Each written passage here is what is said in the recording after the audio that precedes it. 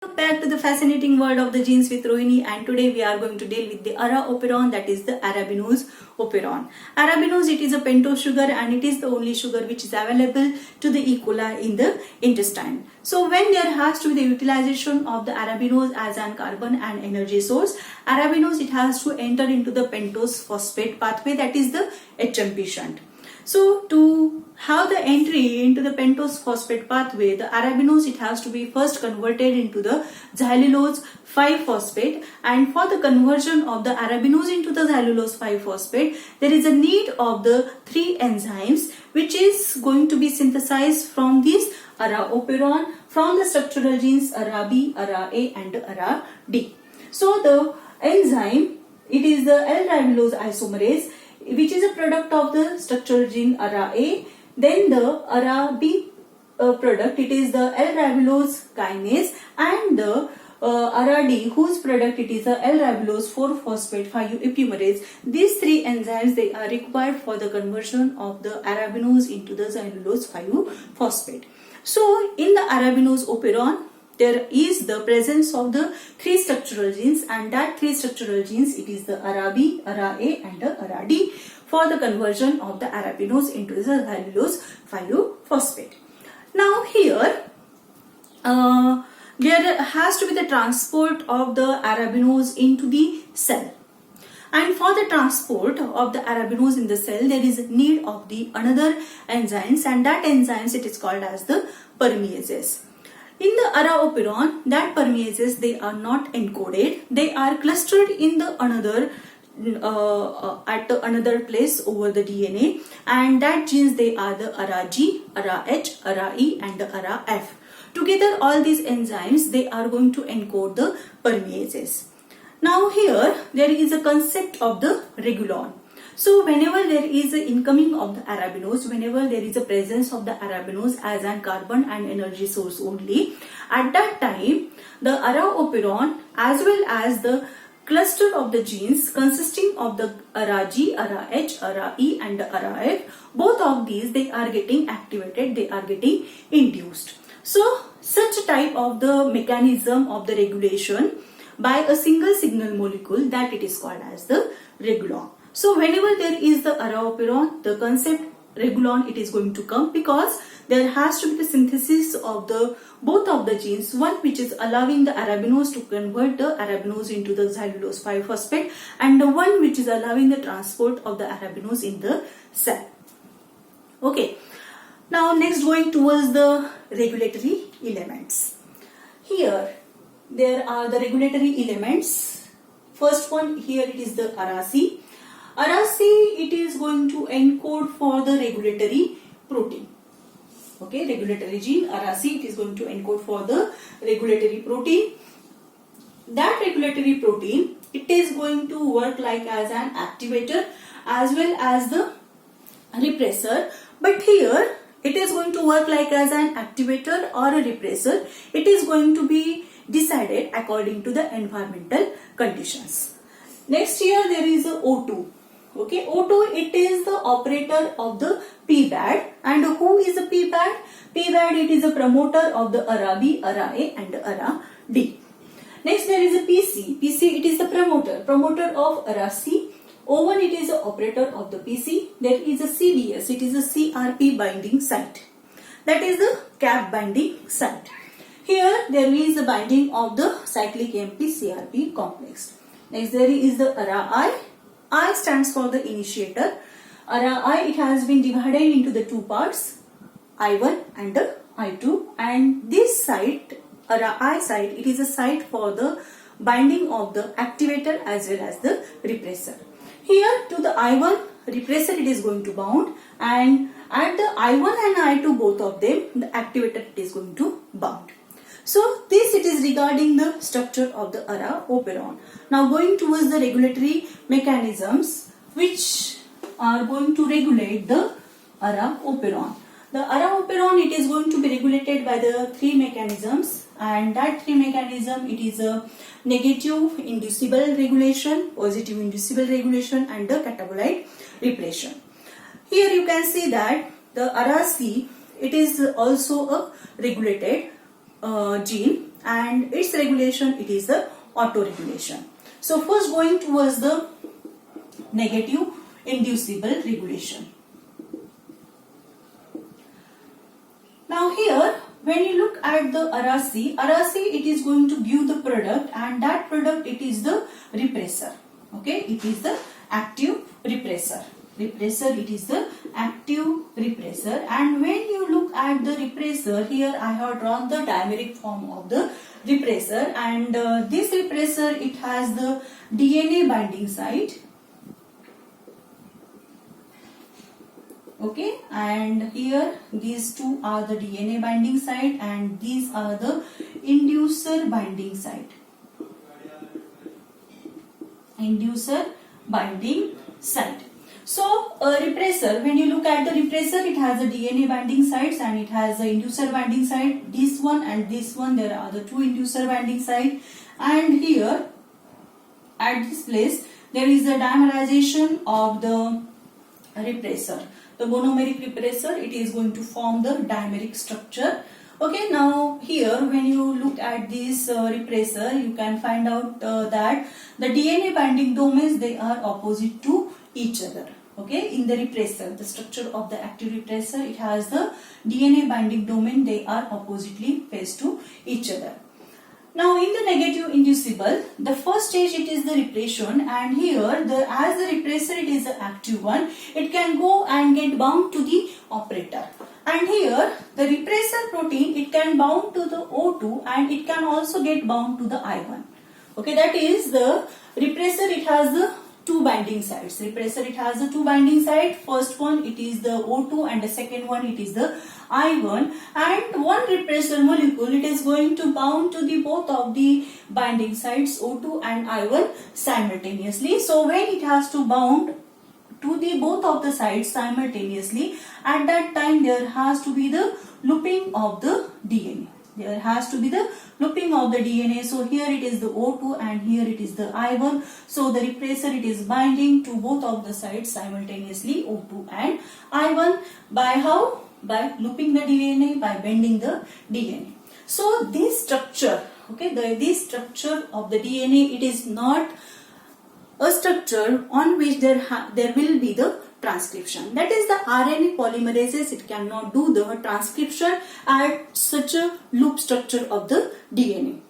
So there is the repression, there is the inhibition of the transcription due to the repressor, it is binding at the O2 and I1. And this repression, it will be there when in the medium there is a presence of the glucose. When there is a presence of the glucose, at that time the operon, it is going to be switched off. Glucose is present, arabinose is present, also there is a switch off. Only glucose is present, there is a switch off. Now as glucose, it is going to be utilized, after that there is the only source available, it is the arabinose. At that time the arabinose, it has to be utilized by the cell, so that the repression, it has to be removed, and to remove that repression, the inducer molecule, it is going to come. Who is going to come? Inducer. And here the arabinose, it is the inducer. That is arabinose operon, it has the inducer, and that inducer, it is the arabinose itself. So as there is the incoming of the arabinose, that arabinose now it can bind to this arabinose binding site, that is the inducer binding site. So inducer has came and it has bound to the inducer binding site, and by binding to the inducer binding site, there is a conformational change into the repressor. In such a way that now the two binding sites, now they are adjacent to each other. Okay, here the inducer arabinose, it has bound at the inducer binding site. There is a conformational change into the repressor, and now you can see the difference between, okay, you can see the difference between the two repressor molecule. One, it has the DNA binding sites which are oppositely placed, and here you can see the DNA binding sites, they are adjacent to each other. So here there is a conformational change into the repressor, and now a repressor, it is becoming a inactive one. Repressor, it is the inactive one. Why it has been inactivated? Because there is conformational change, and when there is a conformational change into the repressor, the repressor, it is going to detach from O2. It is going to detach from here. It is going to detach from the O2, not from the I1. Okay. So here, when there is a conformational change into the repressor, the two DNA binding sites, now they are adjacent to each other. Now what you can find out that the repressor, which is an inactive one, okay, now it is only get bound to the I1, and as it is only getting binding to the I1 and I2, there is a no loop structure, and due to that no loop structure, now the DNA, it is accessible. That is the second stage of the negative indissolubility will be there, and that it is the induction. Okay, so it is the induction, or it is an induction from the negative indissoluble operon. So in this way, the Arabinose operon, it is regulated by the negative regulation, and the type of the negative regulation, it is a negative indissoluble.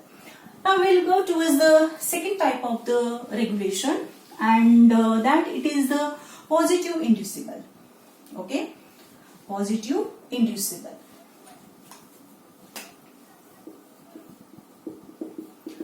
Now here in the positive indissoluble, or whenever we say that it is a positive regulation, there has to be the incoming of the activator. And when we have started the Arabinose operon only, or the structure of the Arabinose operon only in the regulatory elements, what I have told you that the ARA-C, it is going to encode the regulatory protein, and that regulatory protein, it is the activator or it is a repressor according to the environmental condition.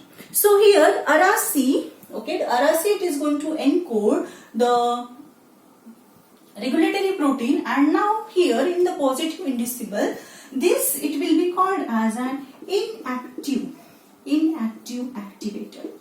It will be called as an inactive activator. That is, this it has no ability to get bound with the activator binding site.